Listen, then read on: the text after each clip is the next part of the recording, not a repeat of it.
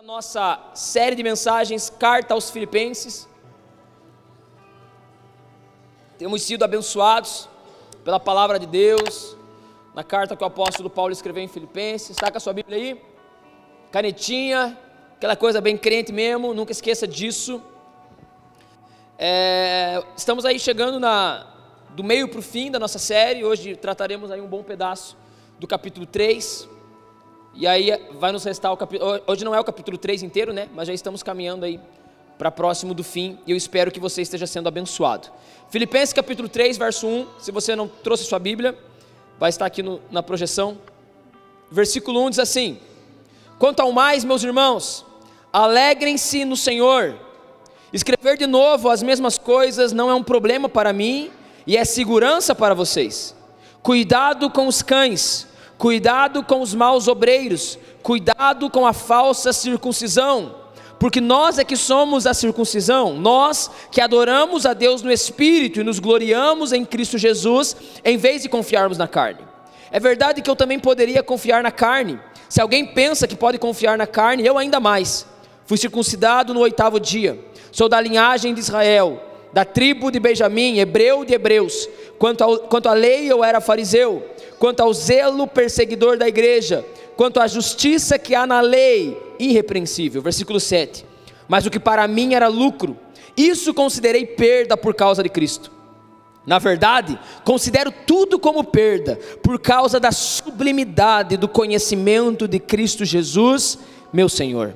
Por causa dele perdi todas as coisas, e as considero como lixo, para ganhar a Cristo e ser achado nele, não tendo justiça própria que procede da lei, mas aquela que é mediante a fé em Cristo, a justiça que procede de Deus, baseada na fé. O que eu quero é conhecer Cristo e o poder da sua ressurreição, tomar parte nos seus sofrimentos e me tornar como ele na sua morte, para de algum modo alcançar a ressurreição dentre os mortos. Diga aleluia.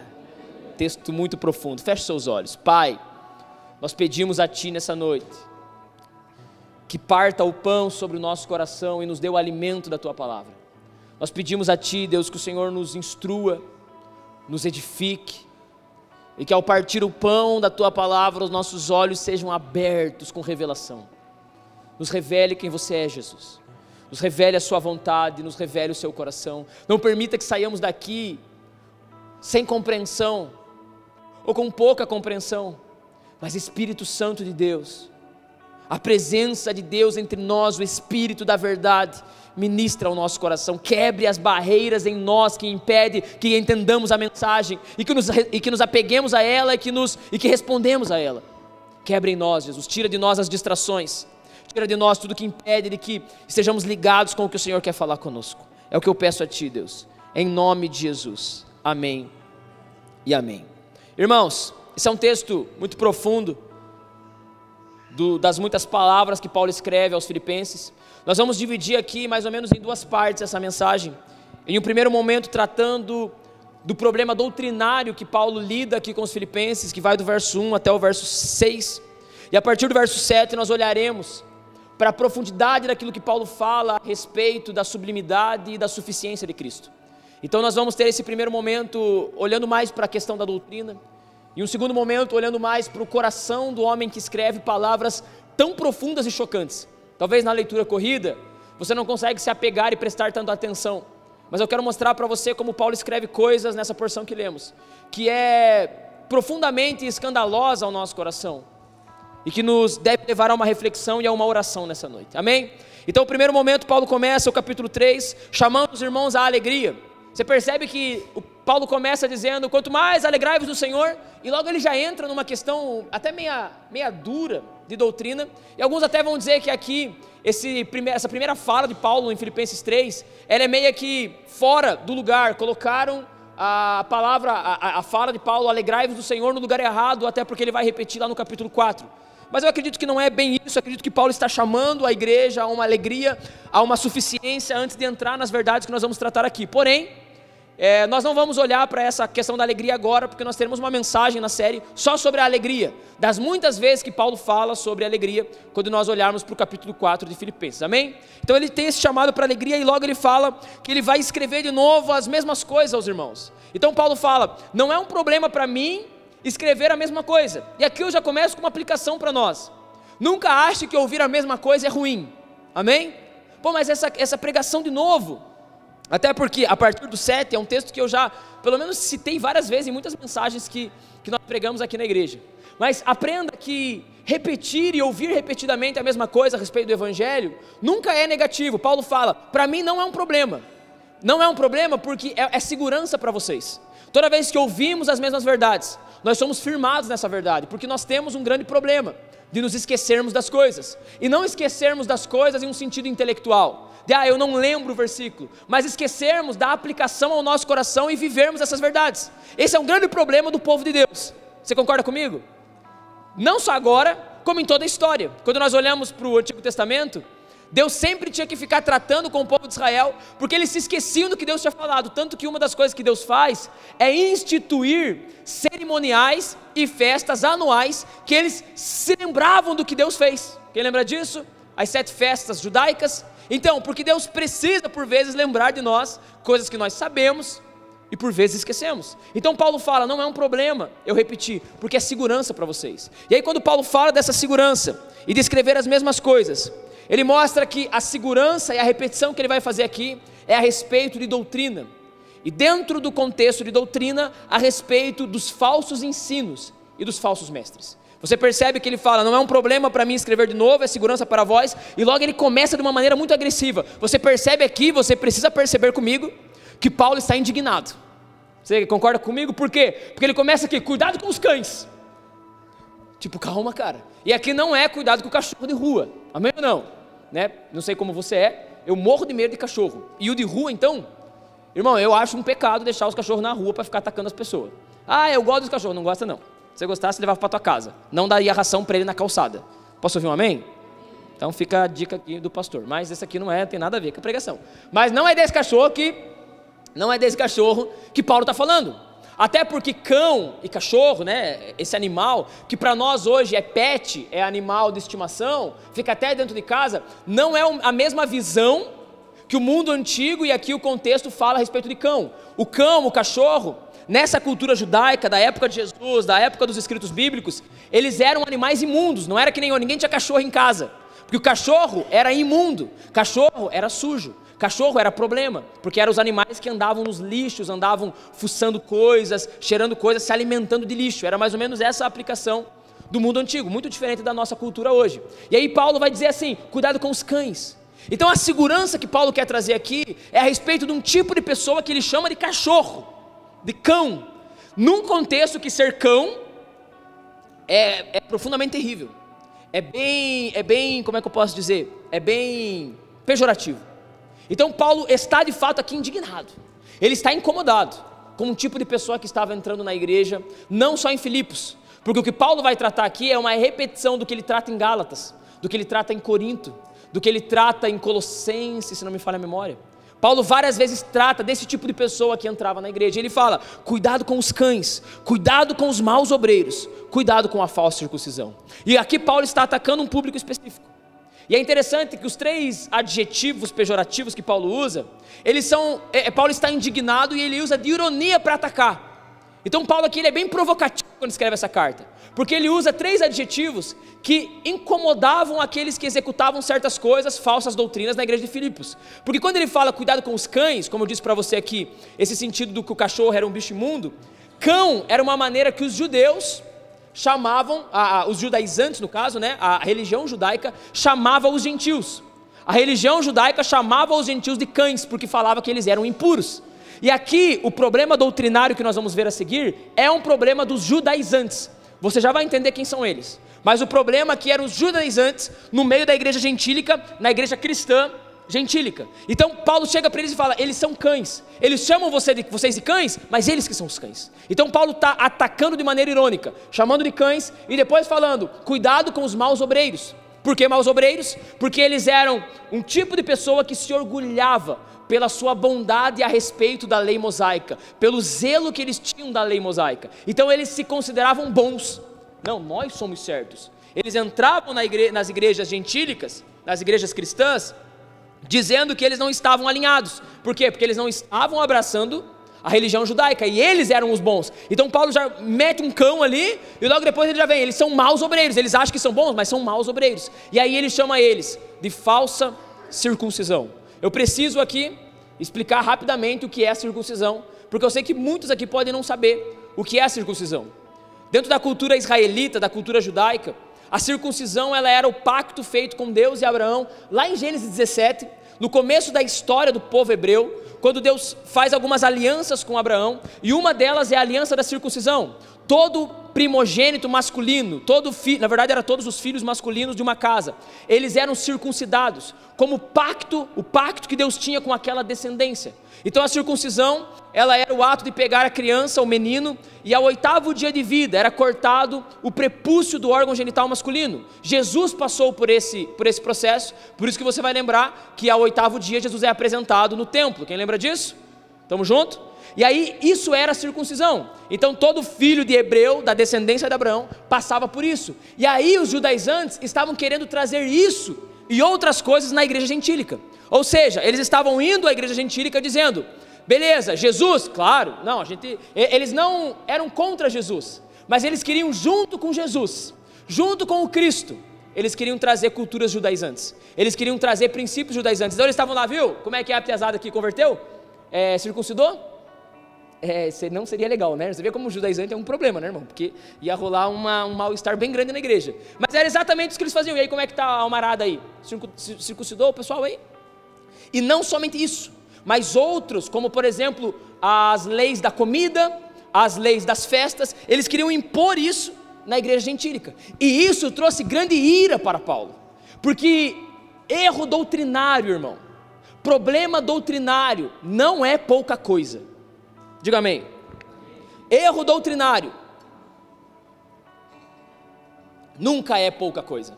Você percebe que Paulo se ira com esses irmãos entrando com falsas doutrinas, e porque principalmente essas doutrinas, elas colocavam em xeque a suficiência do Cristo crucificado. Eles diziam algo mais ou menos assim, não, só Cristo não adianta.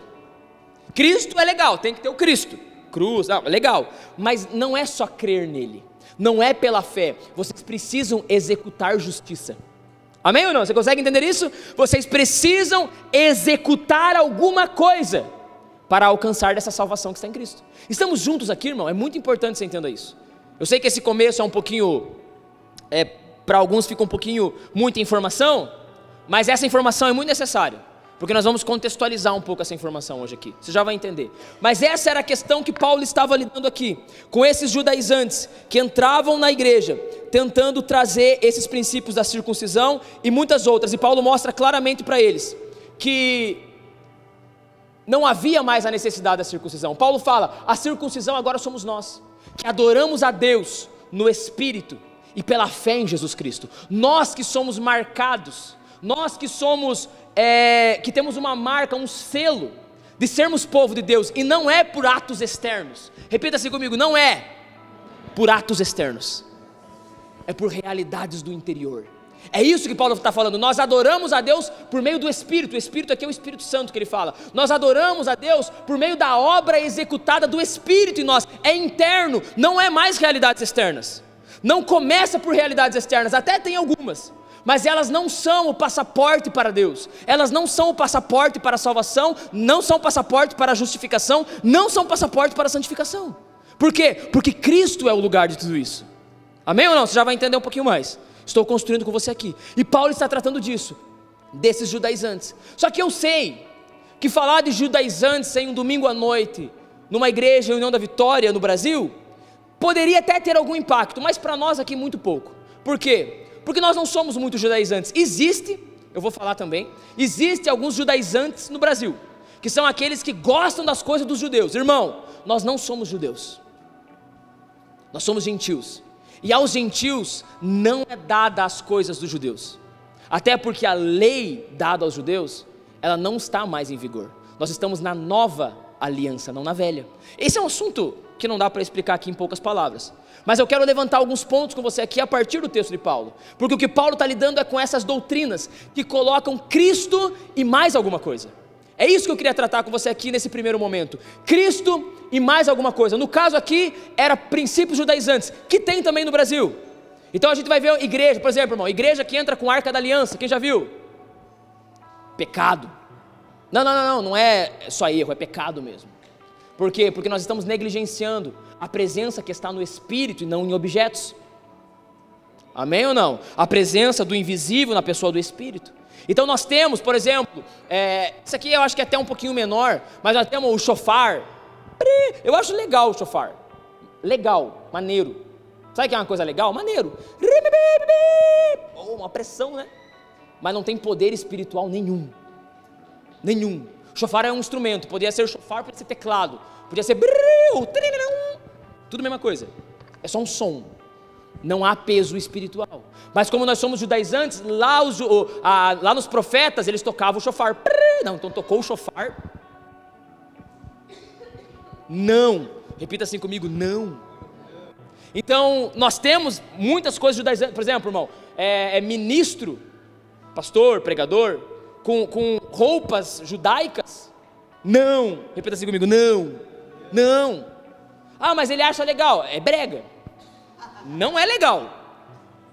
E também é pecado, porque nós não somos judeus, nós somos gentios. Irmão, eu tive o privilégio que você não teve, porque eu sou o Davizinho aqui do Paraná, mas eu vi um judeu pregando isso, irmão, mas um judeu mesmo, ele era da descendência de Abraão, e a esposa dele também, e ele pregando, dizendo: vocês são brasileiros, vocês não são judeus, vocês não precisam de nada da nossa cultura, nós demos a você tudo que vocês precisam, o Jesus judeu. Fechou, amém ou não? Maravilhoso, foi fantástico, mas deixa isso para outro momento. E eu queria aqui com você hoje contextualizar alguns outros atos que estão dentro desse lugar, que não está dentro dos princípios judaizantes, mas que estão dentro dessas falsas doutrinas que Paulo está falando aqui, que é colocar alguma coisa acoplada a Cristo, como se Cristo não fosse suficiente, como se a fé em Cristo, porque o ponto que Paulo está tratando aqui é sobre a fé, que tudo que nós precisamos para a salvação, para chegar a Deus, para sermos libertos do pecado, para sermos santificados, está em Cristo e no Calvário. Glória a Deus! E Paulo está mostrando, é pela fé, nós cremos nele e nós recebemos. É claro, não é só crer num sentido de crença, você sabe, eu já preguei muitas vezes sobre isso, não é só eu creio, não, é a fé, e você vai ver que essa fé molda a vida, daqui a pouco a gente chega lá. Mas existem muitos outros erros doutrinários ao nosso redor a respeito disso, e eu anotei alguns aqui, queria citar para você, porque talvez hoje aqui você não vai ver, mas você vai ver na internet, você vai ver em alguma igreja que você pode visitar, e um dia você pode não estar nessa igreja aqui, amém ou não? Você pode um dia ir embora para outra cidade, enfim, vamos lá. Eu anotei aqui sincretismos, o que é sincretismos? É a junção de outras religiões, junto ao cristianismo. Então, dentro desse sincretismo, nós encontramos hoje, dentro das igrejas evangélicas, lavagens ritualísticas, rituais de lavagem, que são sincretismo de religiões, principalmente religiões afro, que você precisa lavar para receber a purificação. Nós somos lavados no sangue do Cordeiro da cruz, pela fé. Você tem que dizer amém, irmão, a não ser que você não seja crente, porque senão tem que dizer pelo menos um amém, daqui a pouco você vai dizer não de novo. Mas então, tem que fazer um ato, vamos fazer um ato lá, lava não sei o que, lava não sei o que outro, lava o carro com a água de não sei quem, lava os pés não precisa, amém ou não? Eu vou tentar não ser agressivo, não precisa, diga não. Nós somos lavados pela fé, em todos os aspectos. Nós não precisamos lavar nada para libertar de nada, amém ou não? Lavagem, rituais de lavagens e libertação, objetos ungidos. Irmão, em nenhum lugar do Novo Testamento você encontra unção em coisa, em nenhum. As unções nas coisas eram do antigo, e o antigo, Hebreus capítulo 1, vai nos dizer que era sombra das realidades que viriam. Eles manifestavam uma realidade. Quando tinha um copo ungido, mostrava que Deus estava preparando um lugar ungido, que agora na nova aliança, no Novo Testamento, está a unção, a separação está em pessoas, não em coisas. Em nenhum lugar do Novo Testamento você encontra coisa ungida. Teve um único ato quando Pedro dá um pano lá, mas é um ato muito específico, em nenhum lugar isso é feito como doutrina, em nenhum lugar, amém ou não? Não existe um chão. Não existe unção de coisa. Ungido é você. 1 João vai dizer que vós tendes a unção do santo e sabei todas as coisas. Aleluia, eu adoro isso. Então, irmão, sincretismo. Eu vou tentar acelerar para não ficar num lugar só aqui. Pessoas que são guiadas por revelações de coisas ocultas e profecias, sem sermos guiados pela palavra. Então existe essa realidade de pessoas que elas precisam de uma profecia para saber o que fazer. Elas precisam de uma revelação para dizer o que está dando errado na vida dela. Diga assim, não. Enquanto eu tomo água, não mais uma vez para eu tomar água. Ou não bem jaguara, né? Mas tá bom. Nós somos guiados por uma mensagem chamada o Evangelho. Tudo o que precisamos está em Cristo. E Cristo foi revelado nas Sagradas Escrituras. Tudo que precisamos está em Cristo. E Cristo foi revelado nas Sagradas Escrituras. Amém ou não? Vou continuar. Dar mais ênfase em sonhos e visões do que ensino claro das Escrituras. Todo lugar que você vê isso é lugar de erro doutrinário. Por que nós estamos fazendo? Porque tem um sonho, aí teve uma visão. Eu acredito em sonhos e visões. Posso ouvir um amém?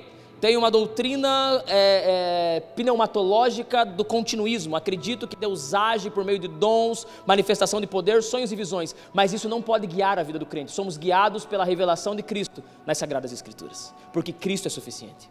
Amém ou não? E tudo isso são erros doutrinários. Que vem com Cristo e mais alguma coisa. Só fé não dá. Eu preciso de um mistério. Deus não é Deus de mistérios. Deus é Deus de revelação. E Ele se revelou a nós em Sua palavra. Tudo o que precisamos está em Cristo, revelado nas Sagradas Escrituras. Posso ouvir glória a Deus? Alguém está feliz por isso? Já falei isso aqui, a valorização de lugares físicos como mais espirituais. Então é mais espiritual subir um monte para orar? Diga assim, não. É mais espiritual aquele ambiente físico, aquela parada ali? Não. Deus não habita mais em lugares físicos, Ele habita em um povo, em sua morada, que as pedras espirituais formam uma morada de Deus no Espírito, 1 Pedro capítulo 2, versículo 5, posso ouvir um amém? Então tudo isso é Cristo e mais alguma coisa, então é Cristo e a lavagem, é Cristo e o ato profético, é Cristo e a revelação, é Cristo e o monte, é Cristo e não sei o que lá, não irmão, é Cristo e a fé nele, amém ou não? Nós já vamos ver Paulo falando sobre isso. A espiritualidade em atos proféticos, assim irmão, eu não vou dizer que eu acredito em ato profético, porque eu teria que explicar muita coisa, mas eu vou ficar no lugar de que eu mais não acredito, vou ficar mais no não do que no, poderia até falar um mais ou menos, mas para ficar claro a mensagem eu vou ficar só no não, né? Porque eu teria que explicar, eu sou aberto, eu me considero uma pessoa razoavelmente mística, no sentido positivo do misticismo cristão, porque o cristianismo tem um nível de misticismo, mas eu também não tenho tempo para falar disso aqui agora, eu fico falando e eu fico me enrolando, e aí né, desculpa, perdão, mas atos proféticos. Existe uma maneira que o reino se manifesta, e não é ungindo o portal da cidade. O reino se manifesta quando a parte do reino, que está lá no mercado Maclive, entra lá e manifesta justiça. Naquele momento, o valente é amarrado, Jesus ensinou sobre essa doutrina. O valente é amarrado, o pecado é amarrado, quando alguém manifesta algo que vence o pecado. Quando? Lá no Maclive, lá no Superpão. Unge portal, chega no trabalho, xinga o outro. O reino chegou, não chega. O reino chega quando a verdade e a vida de Jesus chega em você, aonde você chega. É assim que funciona. Amém ou não? Por quê? Porque adoramos a Deus no Espírito e não por meio de coisas físicas. Perceba que aqui em Filipos eles queriam a circuncisão, porque eles queriam um ato físico. Deixa eu ver, deixa eu pegar em alguma coisa que me mostre. Vamos colocar uma dieta, vamos colocar alguns dias, não tem mais dias. Não tem mais dietas, tem a fé em Cristo, e tão somente poderosa, para nos dar a vida que nós precisamos. Amém ou não? Alguém está acompanhando? Por último, e esse aqui é bom também, que aí tem uns espera aí. Moralismo secular, ou moralismo religioso, também é Cristo e mais alguma coisa, porque eu sei que quem é menos místico vai falar, isso aí pastor, boa, mas o moralismo religioso também é Cristo e mais alguma coisa. Não, é Cristo, mas tem que santificar. Vamos lá. Não tem que santificar. Meu Deus, calma. Não tem que santificar para ir a Cristo. Nós vamos a Cristo por meio da graça no Filho Jesus. Mas daí vive em pecado? Claro que não. Calma o coração. Amém ou não? Acalme o coração. Você sabe o final da história, porque eu sempre faço esse mesmo suspense, e aí no final dá tudo certo. Mas nós não podemos cair no moralismo secular, que é Cristo e mais alguma coisa. É Cristo e o jejum. Não. É só a fé mesmo que nos dá salvação em um lugar em Deus. É Cristo, agora, você vê como eu estou hoje, estou decidido aqui? É Cristo e a oração. Não, também não. Você sabe o quanto eu gosto de oração. Mas a oração é resposta, não é caminho. É a resposta que eu dou pela realidade que eu sou alcançado. Eu já vou chegar lá, que eu já ia citar o versículo aqui, eu ia quebrar a construção da mensagem. Mas o moralismo também é Cristo e mais alguma coisa. Você precisa fazer algo para ser salvo. Não, você não faz nada para ser salvo. Você só crê em Cristo Jesus. Que mensagem maravilhosa, irmão. Sabe o que é surpreendente? Que os crentes não gostam dessa mensagem. É só os pecadores que gostam. E às vezes nós somos tão crente que a gente esquece o que é o Evangelho. E esquece que, como o próprio escritor de boa parte do Novo Testamento, e também nesse livro que estamos estudando aqui nesses meses, ele vai dizer: eu sou o pior de todos os pecadores. O problema do crente é que o crente esquece que é pecador. E quando eu falo que você foi salvo somente pela graça e nada mais, você nem dá um glória a Deus. Porque você pensa: não, pastor, mas é que eu sou um bom crente. Pois é. O nome disso é moralismo. O nome disso é doutrina errada. Porque eu não fui salvo porque eu sou bom. Eu fui salvo porque Ele é bom e executou bondade em mim. Diga amém, viu? Como você não? Você ainda acha que é bom. Você ainda acha que há um valor em você. Não há valor em mim. Não há valor em ti. Há valor no Filho, que nos revestiu da natureza dele. Então quando Deus olha para nós, Ele vê o quê? Cristo. O nome disso? Justificação pela fé. Eu adoro essa mensagem. Romanos vai ensinar isso de maneira... Vamos fazer uma série de Romanos, é meu sonho de vida. Mas é que Romanos é um livro bem complexo. Mas precisamos entender isso. Porque às vezes a gente fala de coisas que está lá no pessoal que é mais místico, né? Lá no neopentecostalismo. É verdade, pastor, não é isso. Mas às vezes nós caímos também no moralismo. E aí quando a pessoa converte, ela fica 6 meses na igreja e ela começa a dar umas escorregadas. Aí os irmãos de 5, 6 anos de crente, falei, você viu? É o quê? A igreja tem que saber lidar com o pecador. Por quê? Porque é graça. Somos alcançados pela graça. Ninguém vai a Deus. Nós somos puxados por Ele, por sua graça, por sua infinita graça e misericórdia. Então, eu fiz essa lista pequena, e poderia ser muito maior. Quem aqui gosta... não, o pastor Juarez falou que não... Não, pode, ele não está aqui. O pastor Juarez não está aqui. Então vamos ir contra o ensino dele, brincadeira. Falou que não pode usar o ChatGPT. Não, ele não falou isso, né, irmão? Eu estou exagerando. Ele só trouxe uma reflexão muito profunda sobre isso. Mas vamos lá. Quem aqui usa o ChatGPT? É uma galera. Então coloca lá, Filipenses 3. O que poderia estar dentro do nosso contexto de igreja hoje? Só escreve isso. A partir de Filipenses 3, o que seria erros doutrinários da nossa geração? Escreve isso. Ele vai te dar assim um negócio bem da hora. Vai te mostrar todos lá. Beleza? Ele me deu uns, mas eu coloquei os que eu mais gosto mesmo da minha cabeça. Mas vai ser legal para você. Mas você está conseguindo entender o que Paulo está lidando aqui? Amém ou não, irmãos? Você consegue Você consegue entender com o que Paulo está lidando aqui? Que Paulo está tratando de algo que é muito sério. Perceba, ele começa dizendo, é segurança para vocês, porque nós podemos estar enganados. Sabe, irmão, você nunca pode estar confiante de que você não está sendo enganado espiritualmente. Até nessa igreja, até me ouvindo. Amém ou não? Eu ensino você, não ao meu favor, eu ensino você contra mim. Porque um dia, eu já falei isso várias vezes, estou repetindo nessa noite, porque o nosso assunto aqui é erro doutrinário. Porque um dia, irmão, eu posso ficar doidão. Sabia disso? Um dia eu posso me perder. E aí, e você?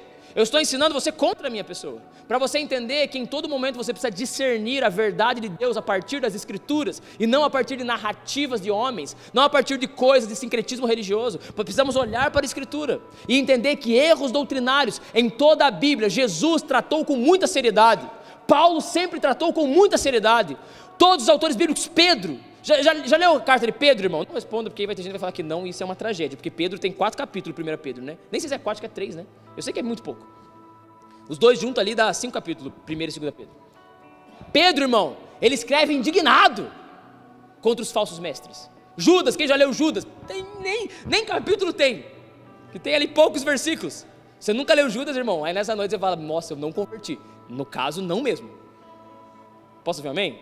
Diga um amêmzinho. É sério mesmo? Pô, quantos versículos tem lá? Alguém olha para mim, 20 e pouquinhos, né? Alguma coisa assim. Porque eu sei que tem o 19, que é orando no Espírito, né? Fortalecendo a fé, orando no Espírito. Enfim, Judas, irmão, é muito forte. Judas, ele fala, são nuvens sem águas, mortos duplicamente, árvores sem frutos. A eles está designada a maior das perdições. Nenhum autor bíblico mede palavras. Quantos? 25. Então, você tem uma lição de casa, você manda para você ler Judas, 25 versículos. Você consegue perceber isso, irmão? Eu queria que você entendesse isso. Olhe para mim e diga o que você entende. A seriedade que é erros doutrinários.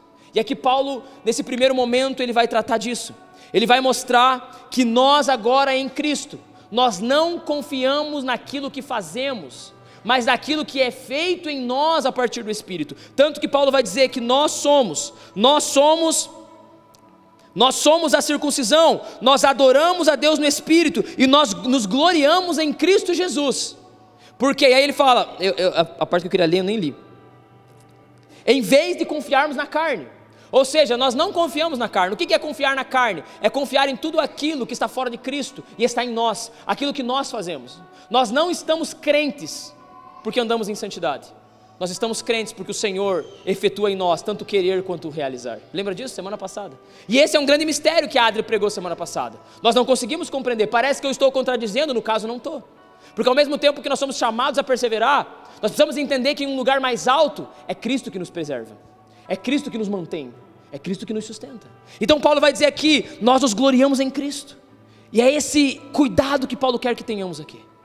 E nunca perdemos isso de vista. E não caiamos em erros doutrinários. E aí, no versículo 4, Paulo dá uma apelada. Em busca de resolver o problema doutrinário, ele fala, então, vocês confiam em coisa aí que vocês fazem? Deixa eu mostrar quem eu sou, para mostrar para você que não está na carne, não está no que fazemos. E aí ele dá uma baita de uma pelada, sim ou não? Ele vai dizer, é verdade que eu também poderia confiar na carne. Se alguém pensa que pode confiar na carne, eu ainda mais. Ou seja, se alguém acha que chega a Deus por meio de coisas que faz, por meio da sua religiosidade, por meio dos seus atos, então eu ainda mais. E aí ele começa a dizer, no versículo 5, fui circuncidado no 8º dia. Lembra da circuncisão? 8º dia? Lembra? Bom, vamos acompanhar a mensagem aqui, beleza? Lembra ou não?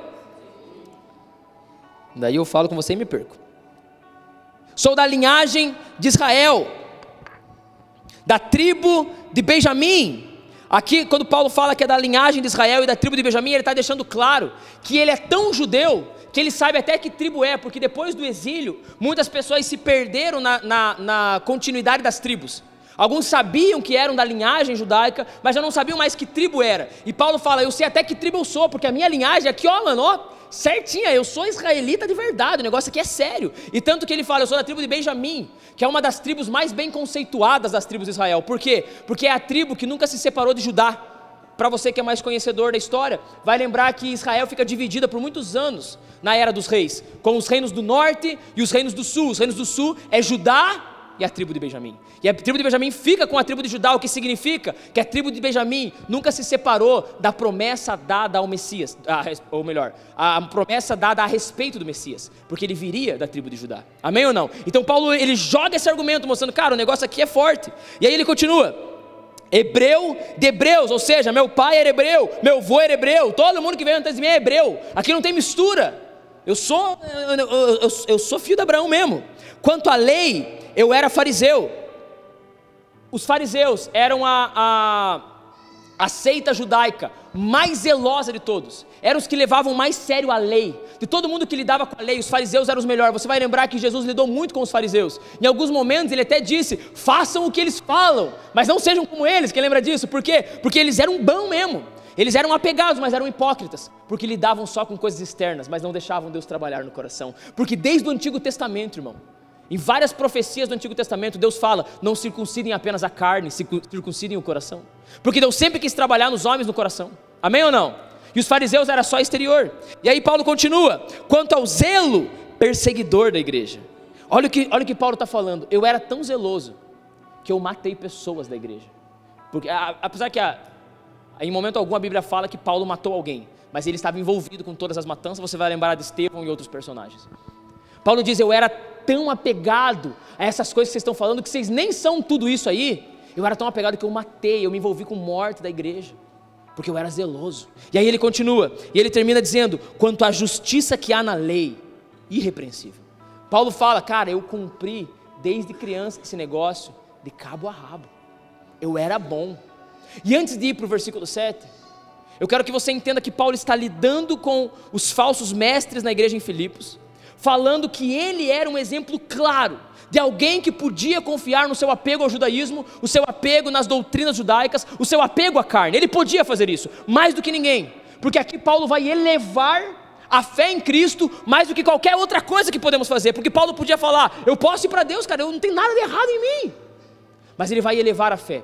Só que eu acho que para nós, presta atenção aqui, para nós eu acho que isso não gera muito impacto, porque para nós, olhar as credenciais de Paulo, não é o mesmo que nós poderíamos contextualizar hoje, porque eu não poderia pegar tudo que nós lemos de Paulo aqui e apenas dizer que Paulo, para nós aqui, para a gente entender bem, Paulo era um baita de um religioso, o melhor que tinha, o melhor evangélico.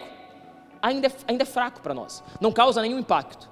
Mas para nós entendermos, quando Paulo traz essas credenciais, Paulo não era só alto nível na doutrina judaica, Paulo não era só um baita de um israelita, Paulo era um baita de um homem na sociedade. Por quê? Porque o apego judeu, a religião judaica, era um apego da sociedade, não era que nem hoje, que você ser um religioso não quer dizer nada na sociedade, você é mais perseguido que qualquer outra coisa, você é tirado para louco, se você for muito religioso, né? E coisas do tipo, assim.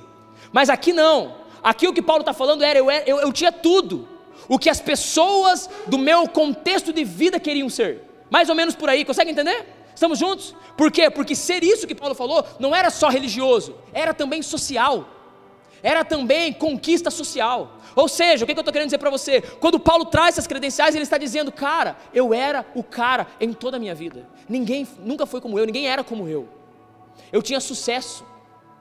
Por quê? Porque ser o que ele era na cultura judaica era um sinônimo de sucesso.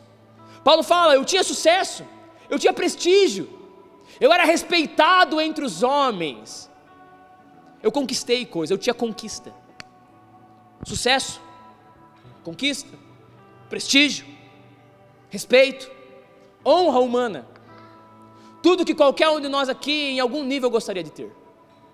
Sim ou não? Você falar que não, você está com algum problema emocional, porque tudo, e eu poderia colocar até aqui, sucesso financeiro talvez, porque como Paulo era um homem respeitado, ele andava em círculos de pessoas respeitadas, em círculos de pessoas do alto escalão social. E Paulo fala, eu tinha tudo isso, cara. Você fica aí querendo falar de religião e tudo mais. Então, eu era o cara. Eu tinha tudo que a carne pode se gloriar, eu poderia me gloriar. E aí Paulo vai entrar no versículo 7, com das falas e das escritas bíblicas, das mais profundas que nós podemos ler. Não estou falando que é a mais profunda, vocês sabem que eu tenho esse hábito de ler um versículo e dizer, esse é o mais incrível da Bíblia, porque eu faço isso várias vezes, mas eu pensei muito antes de dizer isso em casa. Do versículo 7 ao versículo 11, Paulo faz as declarações mais profundas e belas, das mais profundas e belas de toda a Escritura. Paulo, ele mostra uma realidade, irmãos, que eu gosto muito desse texto, mas eu falei, cara, é muito difícil pregar isso, porque é algo muito profundo. Paulo está dizendo, então, a respeito da carne, a respeito da terra, a respeito da era, eu tinha tudo, eu era tudo, eu não tinha incômodos, eu não tinha problemas, eu não tinha mais muitos desafios, eu conquistei desde criança, quando cresci aos pés de Gamaliel, eu era um bom judeu, eu era um bom homem, eu era respeitado, e tudo que eu disse a você. E no versículo 7 ele vai falar, mas para mim, o que era lucro. Coloca o versículo 7 para mim, pode ir colocando todos os versículos que eu vou citando, faz favor. O que para mim era lucro, eu considero agora perda, por causa de Cristo. E aqui está uma parada, irmão. Paulo abordando doutrina, Paulo falando sobre coisas que nós não podemos fazer para chegar a Deus. E quando eu falo de santificação e esse tipo de comportamento ético cristão, para mexer com você, para fazer você entender que esse é o versículo que tudo muda. Porque aqui a contabilidade de Paulo muda. O conceito de valores para Paulo muda. Isso aqui é fenomenal. Paulo fala, eu tinha tudo aquilo, e aquilo era lucro. Em que sentido? No sentido da salvação. O que Paulo está tratando aqui em primeiro lugar é salvação. Então o que eu tinha como lucro para ser salvo, era tudo aquilo ali. Aquilo para mim era lucro para ir até Deus. Eu era aceito por Deus, porque tudo aquilo era lucro. Mas um dia tudo aquilo se fez perda. Aquilo mudou. A contabilidade ficou de ponta cabeça. Alguma coisa aconteceu com esse homem. Você sabe o quê? mas eu quero que você vá refletindo junto comigo.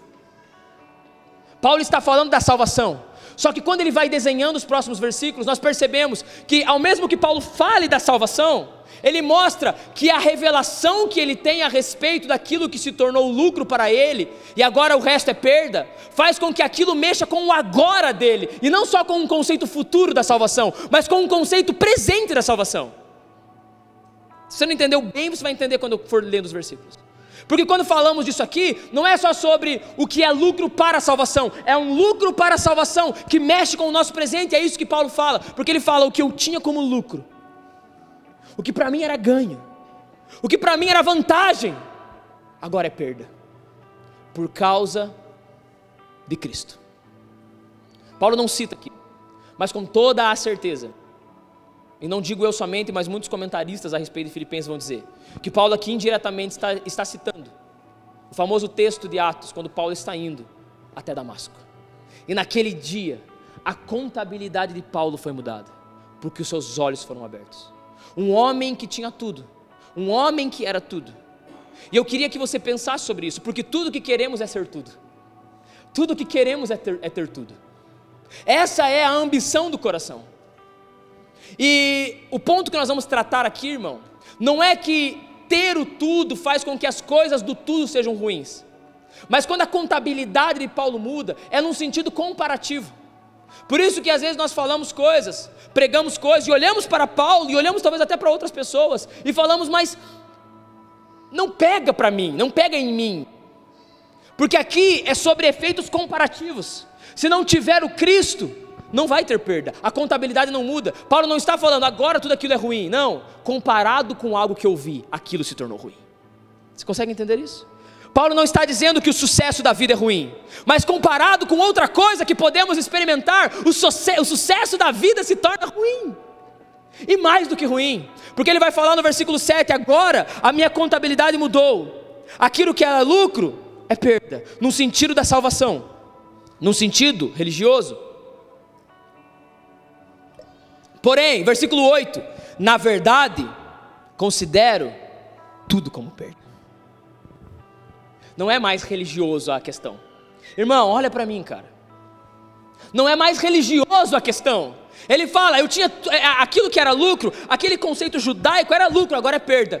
Mas não só aquilo, agora eu tenho tudo como perda. Eu tenho tudo para mim é motivo de perda. Tudo para mim é pequeno, é raso, é fraco, é efêmero. Mas por causa de uma comparação que ele faz, ele vai dizer, agora eu tenho tudo como perda, por causa da sublimidade do conhecimento de Cristo Jesus, o meu Senhor. Irmão do céu, orei em casa hoje, falei, Deus do céu, revela-nos a tua palavra, porque Paulo vai dizer, agora tudo é perda, porque existe uma realidade que ele diz que é a sublimidade, algo alto, algo incomparável, algo que não está em nenhuma outra coluna do lado de mais nada, a sublimidade do conhecimento de Cristo Jesus. Eu encontrei algo, por isso que eu falei para você da citação, da referência, com o momento que Paulo se converte em Atos, porque Paulo viu algo, Paulo se encontrou com alguém, que faz com que ele diga, agora tudo é perda. Pastor, eu já conheço esse texto, então irmão, por que isso não nos muda? Por que para nós é mais um texto, quando nós lemos um homem dizendo, eu tenho tudo como perda? A minha pergunta para ele, eu vou ler os outros versículos, eu tenho tudo por causa da sublimidade do conhecimento de Cristo Jesus meu Senhor, por causa dele, perdi todas as coisas. Ele fala que tem perda, e aí depois ele fala, eu perdi, ou seja, algumas coisas eu considerei perda, as outras foram embora, foram tiradas de mim, porque eu encontrei outra coisa. Posso ouvir um amém? E as considero como lixo para ganhar a Cristo. Repita assim comigo, lixo. Palavra grega que Paulo usa aqui, escabala, que é interpretado como lixo, em outras versões aí é interpretado como esterco, e também pode ser interpretado como excremento. Por que tantas variações? Porque nenhuma dessas palavras consegue chegar no lugar que Paulo tentou chegar. Paulo está falando, todas essas coisas para mim são o pior de todos os lixos que eu posso dar de exemplo aqui. Paulo está falando de coisas que nós conhecemos como excrementos, nojento, aquilo que você não demora para jogar fora, aquilo que você não é um lixo, como sei lá, alguma coisa que você colocou na lata de lixo e talvez no final do dia você fecha o saquinho e joga fora. Não, é aquilo que imediatamente você tira o mais longe de você, porque é nojento. É isso que Paulo está falando. Paulo está falando, tudo para mim se tornou excremento, porque eu encontrei outra coisa. A minha pergunta para você é, o que Paulo encontrou? O que Paulo encontrou que não encontramos, irmão? Para dizer que tudo, e Paulo não era o Davi, não o da Bíblia, o pregador aqui. Paulo não era Duda, Paulo não era o Lipe. Paulo disse, eu posso me orgulhar de quem eu era. Paulo deixa claro que ele quis se orgulhar de quem ele era, para mostrar que ele encontrou algo que fez com que toda a grandeza de quem Paulo era se tornasse o pior de todos os excrementos dessa terra. O que Paulo viu? O que Paulo viu, irmão? O que esse homem conheceu para dizer a sublimidade do conhecimento de Cristo Jesus? Nós dizemos que conhecemos, mas não podemos escrever a carta de Paulo aos Filipenses. Não podemos dizer que temos tudo como perda. Não podemos dizer. Isso não é um peso, isso é uma verdade. Isso não é um peso, isso é reflexivo para nós. E ele diz, lixo para ganhar a Cristo, final do verso 8, e ser achado nele, não tendo justiça própria, não é sobre mim, é sobre ele, que procede de lei, mas aquela que é mediante a fé em Cristo, a justiça que procede de Deus baseada na fé. Foi muito do que eu falei para você. Aí ele entra no versículo 10, e um homem que diz que tudo é como lixo, no versículo 10 ele vai dizer, o que eu quero? Repita assim comigo, o que eu quero? Eu gosto muito desse texto do versículo 10, o que eu quero? Toda vez que eu leio, e li várias e várias vezes essa semana, eu parava nesse versículo, o que eu quero? E não há como passar desse versículo sem perguntar a mim e a você, o que queremos? O que queremos? Eu gosto muito dessas falas bíblicas, quando tem eu quero, aqui como Paulo, quando Jesus em João 17 ele vai dizer o meu desejo, porque a carta aqui é escrita por um homem chamado Paulo, é escrita a uma igreja, mas você vai lembrar que na primeira mensagem eu disse para você, que a Bíblia é a palavra de Deus, aqui é Deus gritando ao meu espírito dizendo, é isso que você precisa querer, porque isso aqui não é só um louvor a Paulo, olha o Paulo, não, isso aqui é a palavra divina, que fala aos nossos corações, e a palavra divina ela explode, ela escancara em nosso coração dizendo, o que você quer, é isso que você deve querer, o que você quer, irmão? A Bíblia está dizendo, é isso que você deve querer, e ele vai dizer no verso 10, o que eu quero é conhecer a Cristo, e o poder da sua ressurreição, até aqui beleza, né? Diga assim, amém, muito bom, então, só que aí o próximo Paulo dificulta, tomar parte nos seus sofrimentos, e ser como ele, na sua morte, irmão, você percebe o quanto nós estamos estragados para o evangelho bíblico, porque o principal autor bíblico do Novo Testamento disse, o que eu quero é sofrer. Não foi escolhido? Ou eu estou inventando coisa aqui? E um evangelho que se espalhou no Brasil dizendo que você vai parar de sofrer, um evangelho que diz que você vai alcançar vitórias, quando o principal autor dessa mensagem vai dizer, o que eu quero é sofrer. Eu vou na igreja hoje porque eu estou mal. Então, aí você vem aqui e você ouve o principal pregador do Novo Testamento dizendo, o que eu quero é sofrer. Sofrer as causas de Cristo, conhecer o poder da sua ressurreição, tomar parte nos seus sofrimentos e ser como ele na sua morte. Sabe o que Paulo está dizendo aqui, irmão?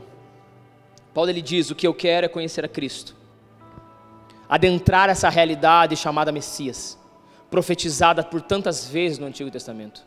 Eu quero entrar, perceba que Paulo usa aqui Cristo, não Jesus.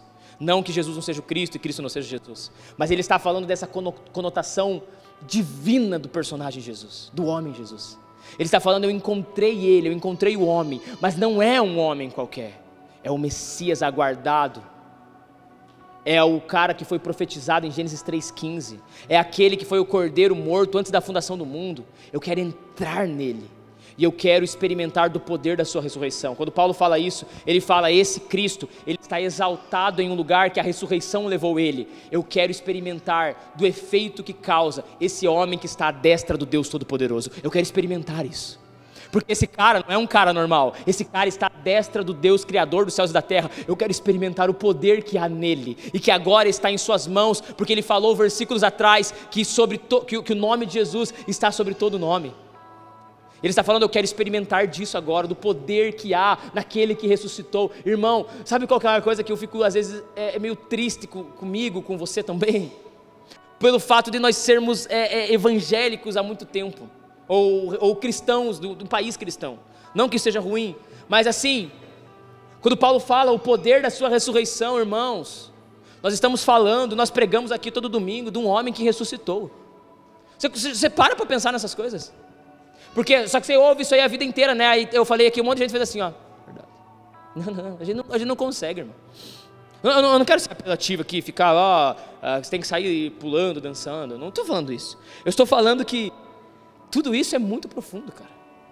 Nós estamos falando de um homem que ressuscitou, e Paulo crê nele ao ponto de falar, tudo é perda, o que eu quero é conhecer esse homem, e o poder que há nesse homem ressurreto, nesse homem que é Deus, nesse cara que é o Cristo.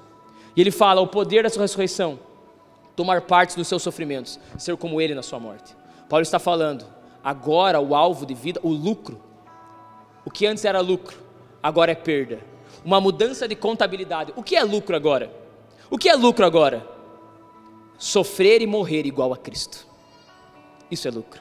Paulo está falando daquilo que ele disse em Filipenses 2, que nós lemos algumas semanas atrás, quando ele diz que haja em vós o mesmo sentimento que houve em Cristo Jesus, que vocês possam ser como eles, como ele, que se humilhou, que foi servo, que padeceu, que sofreu, mas foi obediente até a morte e morte de cruz. O que eu quero, Paulo está falando, é ser igual aquele cara que eu falei para vocês agora há pouco, no capítulo 2 eu falei para vocês, aquele cara que foi obediente ao Pai. Eu quero ser como ele, eu quero estar ligado a ele, porque ele estava ligado ao Pai. Eu quero estar ligado a ele, porque ele estava ligado ao plano redentivo eterno de Deus. Eu quero estar ligado a essa realidade. Eu não quero estar ligado às coisas dessa terra. Eu quero estar ligado no céu. Eu quero estar ligado com aquilo que é eterno. Por isso eu quero sofrer igual a ele, porque se ele sofreu eu também quero, porque ele foi exaltado, ele está exaltado, ele foi ressurreto. É essas realidades que eu quero, é essas verdades que eu quero ser igual a ele. Olha o anseio desse homem, irmão. Eu quero ser igual a esse Jesus. Eu quero sofrer igual a ele, porque ele sofreu. Quem disse para você que cristianismo é vitória, sendo que o símbolo, o nosso Senhor, o nosso Mestre, esteve pelado em uma cruz, morto, assassinado, humilhado? É isso que Paulo está falando. Eu quero isso, porque isso é sublime e poderoso, porque isso é eterno, porque esse é o plano eterno do nosso Deus. Paulo conseguiu subir, irmão. Paulo conseguiu ver, Paulo conseguiu entender. O que eu oro para que entendamos pelo menos um pouco nessa noite. Eu fiquei alguns minutos na minha casa hoje pensando, o que eu quero é conhecer a Cristo. Eu acho bem legal, mas Paulo fala aqui também que é sofrer como Cristo, quer morrer como Cristo. Sabe, irmãos, o que você quer? O que você busca? Qual é o impacto que há nesses textos para você?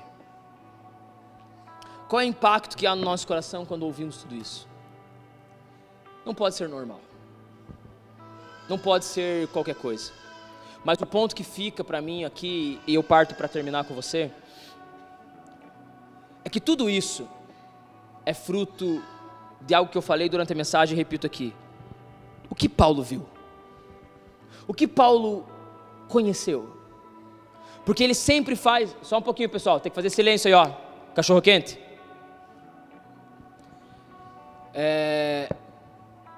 Ele sempre faz essa ligação com uma experiência, com a revelação. E aí eu fico orando a Deus, dizendo, Deus, o Senhor precisa nos mostrar algo. Nós precisamos ver, irmão. Nós precisamos de uma revelação.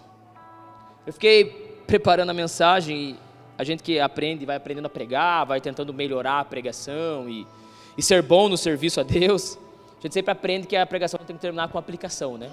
Precisa aplicar a palavra para você ir embora, sabendo aplicar a palavra, né? E eu fiquei pensando em escrever aqui aplicações finais. E o ponto é, irmão, precisamos de revelação. Só consigo pensar isso. Precisamos nos aproximar de Deus e buscar ver o que ainda não vimos, entender o que ainda não entendemos. A fé quase sempre é peso. A fé quase sempre é um pedaço da vida dos evangélicos que eu conheço.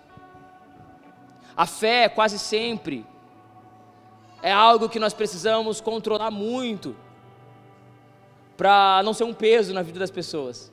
Algo parecido com isso. Não que a fé seja a programação da igreja ou algo. Eu sei que não, claro que não. Mas quando eu leio um texto como esse, nós não podemos fazer a série, passar por esse texto e dizer: nossa, Paulo era incrível. Não. É Deus dizendo para nós o que vocês querem, o que vocês buscam, o que vocês desejam. Paulo ele diz: eu tenho tudo como perda por causa do conhecimento de Cristo. E depois ele diz: o que eu quero é conhecer a Cristo. Paulo conheceu, mas ele quer conhecer mais. Paulo conheceu, mas ele quer conhecer mais. Paulo conheceu, mas ele quer conhecer mais. E é isso que ele vive, a ponto de dizer: eu quero sofrer, mas o que me importa é que eu conheça esse Cristo, é que eu me torne parecido com Ele, para de algum modo, eu acho fenomenal o final do Paulo, né? De algum modo, alcançar a ressurreição dentre os mortos. Tipo assim, vai que eu passo. Você consegue entender isso? Paulo está falando assim, de algum modo no dia final eu passei. Fui para o céu, vou usar uma linguagem para você entender o que eu estou falando aqui. Fui para o céu, consegui. De algum modo, esse cara, e o que dirá de nós? Paulo fala assim, eu estou nesse lugar, cara, porque eu não posso perder essa realidade. Eu não posso perder, eu não posso chegar naquele dia e não passar, cara, não. Eu vou me lançar para de algum modo. E a gente vai, né? Eu fico vindo exemplos na minha cabeça, mas eu não quero ser tão, assim, pessoal, talvez. Mas a gente vai, né? E vamos levando a fé, e vamos indo. Não, irmão, isso não é o cristianismo. O que eu queria terminar com você aqui é: oremos, para que Deus abra os nossos olhos, para que nós possamos ver quem Cristo é. Porque tudo que Paulo trata nessa porção é Cristo. Ele trata de doutrina dizendo Cristo. Por que nós precisamos, e nós somos às vezes até atraídos por doutrinas erradas, que colocam coisas na nossa frente para fazer? Porque nós não conhecemos Cristo, cara. E Paulo vai tratando, é Cristo. E ele termina dizendo: o que eu quero é Cristo. Que Deus abra os nossos olhos, para que possamos ver, e que possamos prosseguir em conhecer. Porque ele fala: eu perdi tudo pelo que eu conheci, e o que eu quero é conhecer. Paulo mostra que ele está numa caminhada de conhecimento de quem Cristo é. Irmãos, precisamos crescer em conhecer quem Jesus é. Diga amém. Precisamos crescer em conhecer quem Jesus é. Como, pastor? Você sabe, a básica dieta. Por isso que eu disse para você, para a salvação não é Cristo e oração, mas para conhecer não há como não correr para a oração. Nossa, eu estou com a língua hoje meio... Para conhecer quem Ele é, não há como não correr para a oração e para a vida de devoção. Não há como. A oração não está aclopada para chegarmos ao Pai. Chegamos ao Pai por Cristo. Mas quando eu conheço Cristo, revelado a nós, por meio das Escrituras, agora eu corro a tudo que está ao meu redor, porque eu quero conhecer a Cristo. E por isso eu oro. Por isso eu santifico. Por isso eu me purifico. Porque o que era lucro, agora é perda.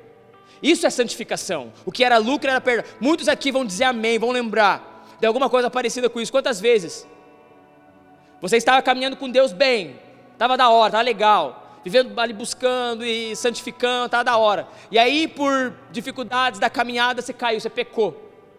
Você fez algo que você sabia que era a luta que você tinha, você pecou. Você se entregou a um prazer pecaminoso. E aí minutos depois, tudo que você sente é tipo, cara, eu odeio isso que eu fiz. Por quê? Porque o que era lucro, agora é perda. Só que é uma progressão, por isso que a santificação não é sobre ir a Deus, a santificação é o resultado de quando conhecemos Deus, porque agora os prazeres mudaram, ainda que a minha carne ceda às vezes em algum lugar, os prazeres mudaram, está tudo diferente. Por isso que eu sempre digo, irmão, se é um peso santificar, se é um peso orar, se é um peso comungar com os irmãos, vem aqui à frente, irmão, aceite Jesus. Vou usar a linguagem mais evangeliquez do Brasil, na história do Brasil, 500 e poucos anos. Aceite Jesus, porque não tem como, irmão. Porque quem conhece vai dizer, pelo menos um pouquinho, pelo menos assim, o que eu quero é conhecer um pouco mais. O que eu quero é conhecer um pouco mais. Eu gosto do Alessandro Vilas Boas, eu gosto dele, porque ele faz umas músicas muito nessa pegada, assim, sabe? Eu tô queimando, é uma sangria desatada, é um fogo que não acaba, é uma fome que dá fome, é uma fome que quando come dá fome. Eu gosto muito dessas metáforas que ele usa, assim, porque para mim desenha muito bem isso. É uma fome que quando você come dá mais fome. E aí você tem fome, você vai e come, você está com mais fome. E aí você bebe e fala, o que eu quero é conhecer a Cristo. Precisamos prosseguir. Precisamos de revelação, mas precisamos progredir. Eu tenho conversado com alguns irmãos ultimamente e a gente tem conversado algumas coisas. Irmãos, olhe para mim aqui, cara, olhe para mim, todos aqui nesse salão, até o pessoal do Cachorro Quente se conseguir, e pelo menos me olhe com o coração. Irmãos, as pessoas não têm lido as suas Bíblias, cara. As pessoas não leem a sua Bíblia, irmão. Como? É sério, irmão, não dá. Não dá, tem que sair desse lugar de, sabe como é que é? Não sei como é que é, irmão. Não dá para saber. A gente está acostumado com a mediocridade, né? Hoje, se você fizer um discipulado, você tem que falar para o irmão, irmão, é nada, cara. É nada. Precisamos olhar para o livro que revela quem Cristo é. Gênesis capítulo 1 até Apocalipse capítulo 22 falam de uma única coisa. O quê? O quê, pastor? Cristo. Cristo, a beleza do Cristo prometido, a beleza do Cristo revelado, a beleza do Cristo crucificado, a beleza do Cristo presente em meio a um povo, Cristo. Irmão, olhe para mim, olhe na bolota dos meus olhos, como diz o antigo. YouTube não é Bíblia. YouTube não é Bíblia. Eu adoro o YouTube, nossa, adoro, fiz um culto ao YouTube agora aqui. Eu amo, piorou. Eu curto muito o YouTube. O YouTube me ensina muito. Tudo que eu faço, meu videomaker, a minha teologia, eu aprendo muito com o YouTube. Mas o YouTube não é Bíblia. O YouTube não é Bíblia. Tem muita coisa de Bíblia boa lá, mas não é Bíblia. Precisamos abrir o livro e ler. Abrir o livro e ler. Livros, eu leio muitos livros, eu gosto de livros. Literaturas, a gente fica emocionado com o livro novo, né? Vou ler esse livro, aí lê, depois já para, já abandona, não consegue continuar, porque é difícil, né? Mas eu adoro as literaturas cristãs. Outras é legal também, mas eu não gosto. Eu gosto só das cristãs porque enfim. Mas não é Bíblia. Literaturas não são Bíblia. Falam da Bíblia, mas você tem que ler a sua Bíblia. Mas ler com paixão, ler com um coração. O que eu quero é achar Cristo aqui, é olhar para Ele. A Bíblia é um livro sobrenatural. A Bíblia é um livro sobrenatural. Nós falamos muito sobre doutrina hoje, então vamos terminar com isso. A Bíblia é um livro sobrenatural. Quem aqui, muitos aqui, já ouviram 1, 2, 3, 4, 5 testemunhos de analfabeto que lê a Bíblia? Quem? Vai, levanta a mão, me ajuda a pregar aqui. Analfabeto que lê a Bíblia. Tem muitos na história da igreja. Como? É a Bíblia, cara. Isso aqui, irmão, é outra parada, cara. A Bíblia é poderosa. Pastor, eu leio e não entendo, leia mesmo assim. Uma hora vai ter um boom na tua cabeça. Uma hora vai ter um negócio aí em você. E você vai começar a entender coisas que antes você não entendia. A Gabi me falou isso esses dias. Isso acontece com todos que leem a Bíblia. Olhe para as Escrituras, cara. Ore. Não, irmão, orar, eu preguei 6 meses quase. Uns 4 meses eu preguei, né? Sobre oração. Oração do café da manhã não é oração, irmão. É legal orar com a família no café. Estou falando de vida de oração, de entrar em um lugar e ficar orando em busca de ver Cristo. Tempo com Deus. O que eu quero é conhecer Cristo. O que eu quero é conhecer a Cristo. A religião não é Cristo. Somos chamados a uma revelação, a uma relação, a um lugar profundo de conhecer um homem judeu chamado Jesus, o Cristo. Alguém pode dizer um amém nessa noite? Vamos orar. Vamos cantar aquela canção do Sublime, porque ela é maravilhosa. Vamos, se coloque em pé, irmão.